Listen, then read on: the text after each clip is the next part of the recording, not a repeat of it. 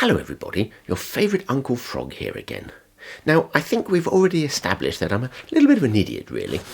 However, this project doesn't just take the biscuit, it also takes the entire gatto and quite possibly the plate underneath it.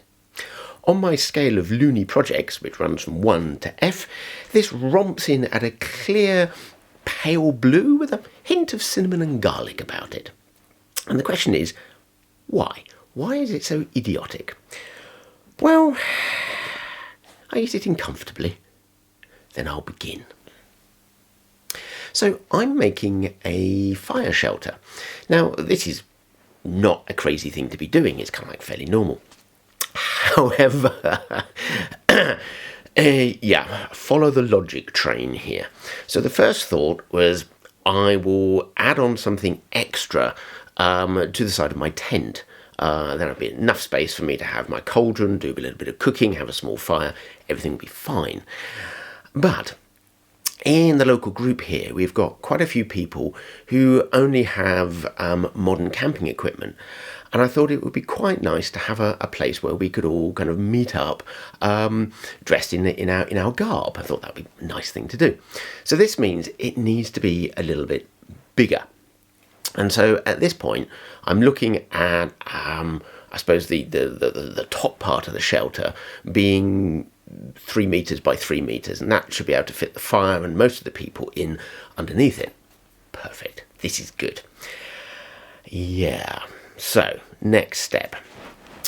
I cut my authentic camping teeth up in the north of England, and I come from the southwest of England. So I come from Cornwall, and I did most of my early reenactment up in Lancashire, Yorkshire, Cumbria, County Durham.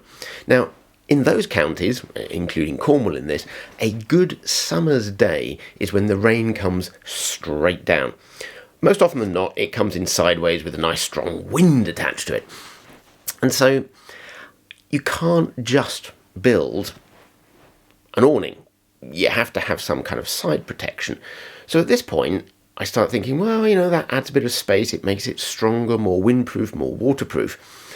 And so the route to go down here is to kind of pretend that it's a bit of a sailcloth that's come off of a longship, maybe, something like that.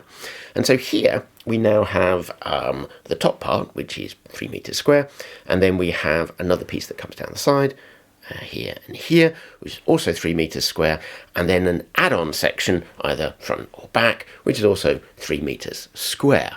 Okay? So, why am I sewing duck cloth? Cotton duck cloth. Well, the first thought was, let's make it from authentic materials. So I could make it from wool.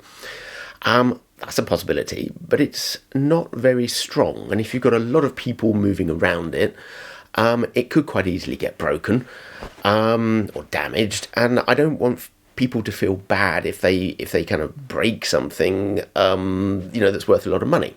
Not a good idea. I also happen to be running out of spare kidneys at the moment as well, so that was another consideration to put in there. So the next thing would be to go for linen, because that would be clever, wouldn't it? However, then me being me, I'd want to authentically waterproof it.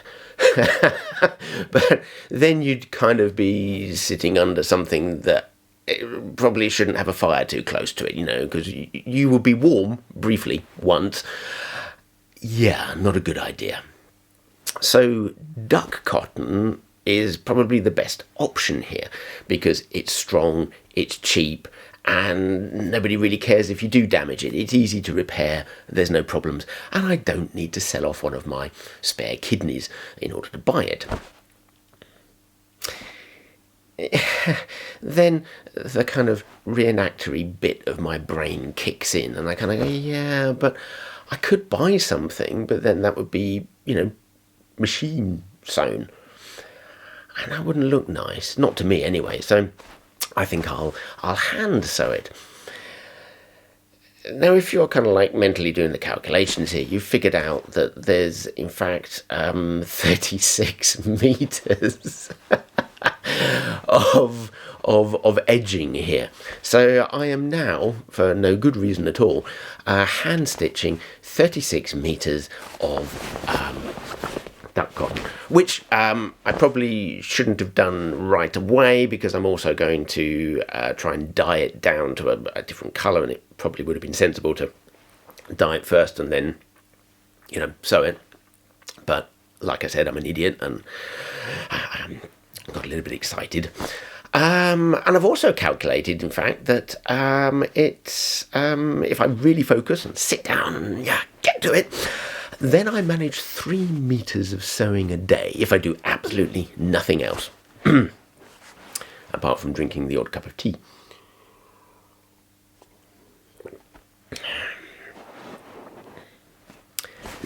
So that's 12 days of sewing. Like I said, I'm an idiot.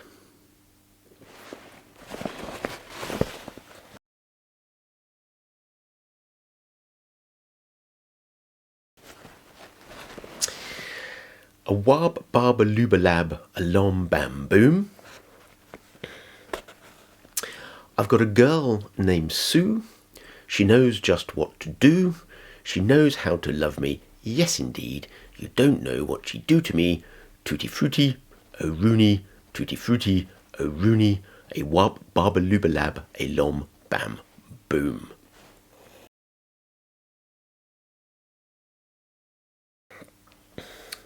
Joe, he was a young court wangler, monging greebles did he go, and he loved a bogler's daughter by the name of Chiswick Flo. Vain she was and like a grusset, though her gander parts were fine, but she sneered at his court wangle as it hung upon the line.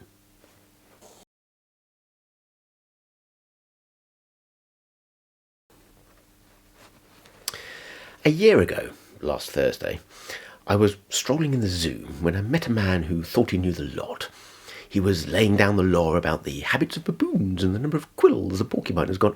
So I asked him, "What's that animal there?" And he remarked, "Oh, it's a helk." And I would have gone on thinking that was true, if the animal in question hadn't put that chap to shame and remarked, "I hate to helk, but I'm a gnu."